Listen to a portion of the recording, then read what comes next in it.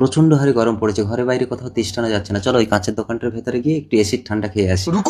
দাদা ভালো আছেন? আসুন। আসুন দাদা, বলুন কি নেবেন? দাদা এই ফ্যানগুলো কেমন দাম আছে? আপনার কোনটা পছন্দ বলুন, দাম তার নিয়ে ভাবতে হবে না। আর এই ফ্রিজটা কেমন দাম দাদা? এটা ডাবল ডোর ফ্রিজ আছে, আপনাকে একদম হাফ দামে দিয়ে দেবো। এদিকে দেখুন সিঙ্গেল ডোর, এগুলোর দামও খুব একটা বেশি না। এই দাদাদের কোল্ড ড্রিঙ্কস দাও। আসুন দাদা, cold drinks. Thank you thank you. দিদি ঠান্ডা নিন। দেখো আমরা যে কিছু কেনাকাটা করবো না, এমনি এসি ঘরে ঠান্ডা খেতে এসে সেটা যেন না কেউ বুঝতে পারে। আমরা এমনি 1-2 ঘন্টা থেকে এটা ওটা দাম দর করে চলে যাবো। কেউ অ্যাটিটিউড কম করবে না একদম। দাদা সবাই কোল্ড ড্রিঙ্কস খেয়েছেন তো? হ্যাঁ। আচ্ছা ওই এসি গুলো কেমন দাম আছে দাদা?